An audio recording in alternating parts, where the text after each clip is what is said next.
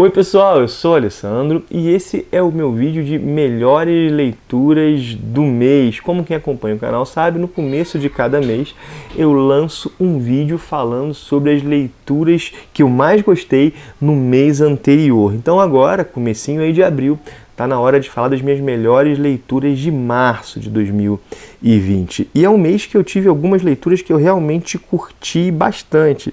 E tem de tudo um pouco aqui. Tem quadrinho brasileiro, quadrinho europeu, tem super-herói.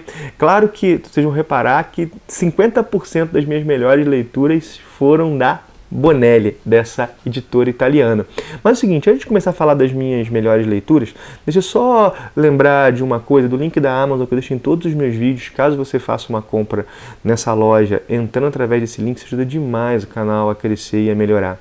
Eu sei que a gente está nesse contexto aí de crise por causa do coronavírus, a gente está nesse contexto também de crise, a gente não sabe como é que é a situação da economia, então eu sei que a galera reduziu suas compras, eu inclusive, mas caso você vai fazer uma compra nessa loja, lembrar do Ministério dos Quadrinhos é até mais importante nesse contexto, então fica aí o aviso. Bom, mas vamos falar das minhas melhores leituras, tem bastante coisa aqui realmente legal, né?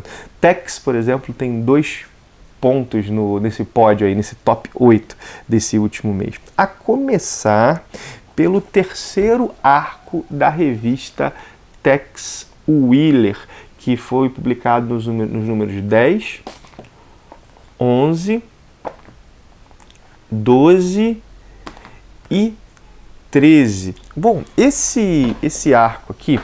Bom, antes de explicar o arco, deixa eu explicar a mensal para quem não conhece. A revista Tex Willer, ela é uma revista que ela conta as histórias do Tex quando jovem, do jovem Tex. E aqui nós temos o encontro do Tex, que ainda é um fora da lei, o seu primeiro encontro com a agência Pinkerton, que é uma agência que realmente existiu, de detetives particulares, que estava tentando proteger o Abraham Lincoln, por enquanto ainda um jovem candidato ao Senado, de um atentado. O Abraham Lincoln, a gente sabe, foi um dos grandes responsáveis pela abolição da escravidão nos Estados Unidos. E aqui nós temos essa trama de conspiração. De verdade, minha gente, eu fiquei empolgado em várias sequências. É o melhor arco dessa mensal até agora. Ela só melhora. O roteiro é do Mauro Bozelli e os desenhos são do Roberto de Angelis. Se quiser saber um pouquinho mais sobre essa revista, o vídeo sobre esse arco já saiu e eu comentei os outros 2 anteriores também. Continuando no Tex, vamos mostrar outra coisa que eu gostei muito. É isso aqui, ó. Super Almanac Tex número 1. Essa revista, ela está em formato italiano, ela saiu em formatinho também. Em formato italiano, ela só foi disponível pela loja da editora Mitos, em formatinho foi para as bancas. É uma coleção que pretende contar grandes histórias do Tex, no sentido de histórias volumosas, vamos lá assim. Essa daqui é a maior história do Tex escrita pelo criador do personagem, que é o Gianluigi Bonelli. O desenhista é o Hélio Nicolo. E é uma história que mostra o Tex sendo preso, também vítima de uma conspiração de pessoas que querem o ouro da reserva dos navarros. Ele é o agente indígena, a ligação entre a reserva e o governo. Cara, e o bacana dessa história é que ela não mostra só o Tex na cadeia, mas as consequências dele fora. É a história onde os pards, né, os parceiros do Tex, o Kit Carson, o Kit Wheeler, que é filho dele, do Tex, né, e o Jack Tigre, onde eu os vi melhor utilizados, assim. Realmente é uma história bacana. O Gianluigi Bonelli quis criar não só uma história grande, mas uma grande história e, ao meu ver, conseguiu. O final, que eu acho que podia ter sido um pouquinho melhor desenvolvido, mas a trajetória toda é excelente.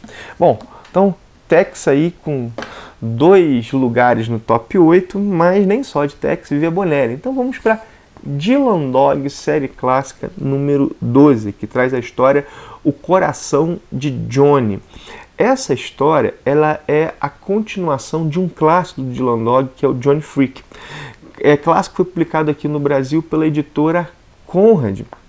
E eu não li ainda o Johnny Freak, mas essa história aqui, ela oferece os elementos necessários para sua compreensão. Tudo que do Johnny Freak que é necessário para entender essa história, ela mesma oferece. E ela funciona muito bem. O que acontece é o seguinte, aqui nós temos um conto sobre o luto e sobre as saudades de quem se foi e como é que a pessoa reagiria se soubesse que aquele que ela ama está de volta, mas não é mais o mesmo, que pode estar matando pessoas e coisas assim. Né? O Dylan Dog se vê nessa situação, porque ele foi uma figura paterna para esse rapaz, para esse Johnny, que teve uma trajetória muito trágica, terrível, assim. História bacana, gostei demais. Mas vamos lá, vamos agora para outro Bonelli, que fez a estreia no Brasil esse ano. Teve uma campanha de financiamento coletivo ano passado, mas foi lançado esse ano, que é Brad Barrow, que é a edição de estreia da editora Grafite. Brad Barrow é uma ficção científica ambientada nos anos de 1950. O que acontece? A Terra, nesse momento, é invadida por alienígenas e conquistada. O protagonista, o Brad Barrow, é um ex-combatente, professor universitário, que é aprisionado pelos alienígenas e e consegue fugir. Fazem vários experimentos com ele e depois dessa fuga, ele vaga pela Terra em busca da sua família, que ele tem esperança de que possa estar viva, e também tentando pensar o que um homem pode fazer para resistir a essa invasão. É uma situação, essa trama de invasão alienígena, só que é uma homenagem à cultura pop dessa década de 50, que viu uma explosão tanto da ficção científica quanto do terror, quanto do western, e tem tudo isso aqui, uma história bem bacana, construída pelo Tito Farassi. Os desenhos são no padrão Bonelli, destaque para a primeira história, que tem desenhos do excelente Bruno Brindisi. Bom, tá aí, Bonelli foi isso, foram 4 títulos muito bons da editora que eu li. Agora vamos para um quadrinho de super-heróis. Nesse último mês, eu comecei a tentar colocar em dia essa revista aqui, a Detective Comics. O vídeo, inclusive, sobre essa revista já saiu. A Detective Comics é a revista onde surgiu o Batman, uma clássica revista onde do Batman até acabou, no começo ela não era só do Batman, mas acabou ficando pro personagem. Então ele tem 2 revistas nos Estados Unidos, Detective Comics e a Batman. E a Detective Comics, no começo do Renascimento, ela ficou com James Tynion IV, que é esse roteirista. E eu tinha lido até o número 19, a fase dele foi até o número 25, né, até o número 25, e aí eu peguei para ler, cara, e muito legal. Deixa eu mostrar um pouco as capas para vocês, talvez eu me perca um pouco, não mostro tanto na ordem, mas essas são as capas das revistas, né, dos números assim, 19 a 25. Gente, bela revista, bela fase, gibi de super-herói muito bem feito. Porque aqui o que nós temos é a formação de uma espécie de Bat-Squad, que a Batwoman lidera, e nós temos personagens como o Tim Drake, o Robin, a Orphan, que é a Cassandra Cain, a Stephanie Brown, que é a Salteadora, o Azrael, o Batwing e o Cara de Barro, no melhor uso do personagem já feito até hoje. Minha gente, isso aqui realmente eu gostei muito. Um gibi de super-herói que eu acho que merecia ser muito mais falado do que é. O James Tynion realmente fez uma série, na minha opinião, uma das melhores do renascimento da DC, e a que melhor conseguiu utilizar essa questão de que a cronologia foi alterada. Isso gerou impacto existencial nos personagens. Gibi de super-heróis, assim, bem feito, muito legal. Vamos lá, vamos falar de outro gibi de super-herói, mais ou menos, né? Bem feito, que é Arlequina Harley. Isso aqui é a nova versão da origem da Arlequina, contada no selo Black Label. Esqueçam o aspecto cômico da personagem, isso aqui é uma tragédia. É o Stepan Sejic que constrói a trama e mostra a queda de uma psiquiatra à loucura, como que a doutora Harley Quinzel ela se torna a vilã Arlequina nessa relação de contato com o Coringa. Esse aqui é o número 2. Eu realmente estou achando isso aqui primoroso. Se o número 3 mantiver ao nível, isso aqui corre risco de estar entre minhas melhores leituras do ano. Gibizaço mesmo, a minissérie em 3 partes. Vamos lá, agora temos um quadrinho brasileiro. Os dois últimos que eu vou mostrar aqui são da editora Pipoca Nanquim, um europeu e um brasileiro. Esse brasileiro é o primeiro que eu leio do selo original Pipoca Nanquim, que visa publicar histórias nacionais. Né? É esse aqui, ó, Sob o Solo, que é um quadrinho da Bianca Pinheiro, e é um belo quadrinho, minha gente. É um belo quadrinho mesmo. Eu lembro que o pessoal ficava brincando, vou ler quadrinho de bonequinho palito, isso aí é uma... assim, tudo bem, uma brincadeira pode ser, mas se isso for crítica, esquece, porque, na verdade, a Bianca Pinheiro e o Greg Stella, que também é autor disso aqui, utilizaram das melhores formas para contar a história que eles queriam, porque isso aqui é um quadrinho que eu posso chamar de existencialista. Então esse fato dos personagens serem bonequinhos palitos, eles estão colocando da maneira mais abstrata possível, pode ser qualquer um. E qualquer um. A história, vou falar rapidamente a sinopse da história. São dois soldados que descem numa espécie de bunker porque foram derrotados na guerra, estão esperando reforços, né, resgate. E aí vem a relação entre eles, os diálogos entre eles. Gente, isso aqui é digno de uma peça de Sartre, assim.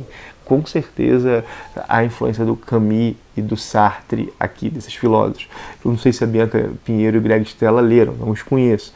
Mas se não leram, estão muito imbuídos do pensamento por outras fontes. Gibi bem legal. Por último, mas não menos importante, Destino Adiado. Obra aí do Jean-Pierre Gibrat. E olha o traço disso, minha gente. Também publicado pela Pipoca Nanquim, um traço belíssimo, um traço bonito demais. É uma história que fala sobre a Segunda Guerra Mundial num vilarejo da França. E o que nós temos é um rapaz que conseguiu fugir de um trem que o levava para a Alemanha, ele é tido como um desertor, se ele for pego ele morre, e ele volta para o seu vilarejo e ele é escondido na casa de um seu ex-professor. O professor foi levado pelos nazistas, é um judeu, e nós vemos o dia a dia do vilarejo pelos olhos dele, e aí vemos as micro-relações, a resistência ao nazismo, o colaboracionismo com o nazismo. Cara, é um gibi assim, muito bem feito, o roteiro muito bom e os desenhos são excelentes. No vídeo que eu fiz sobre isso eu disse que era uma verdadeira obra de arte, eu repito agora. Significa que todo mundo vai gostar? Acredito eu que não. Eu acho que nenhum desses quadrinhos aqui eu poderia dizer, mas gostando ou não gostando, você tem que reconhecer que isso aqui é um baita de um trabalho, é um negócio assim realmente muito bom, denso. A gente vê que o Gibrat realmente tinha uma história para contar e tinha um projeto gráfico, e tem um projeto gráfico, belo quadrinho. Bom, minha gente, é isso, né? Eu vou parar por aqui, então. Como eu disse no começo do vídeo, eu deixo o link da Amazon em todos os meus vídeos. Esses quadrinhos, os que estiverem à venda na Amazon, eu vou deixar os links discriminados aqui, caso alguém tenha interesse, e aí facilita a vida da pessoa. Não esquece de dar joinha no vídeo, não esquece de compartilhá-lo se achou legal, mas o que... Não... claro, não esquece de se inscrever no canal se estiver chegando por agora. Seja muito bem-vindo, ter vídeo sobre quadrinhos todos os dias por aqui. Paro então, um abração e até o próximo vídeo.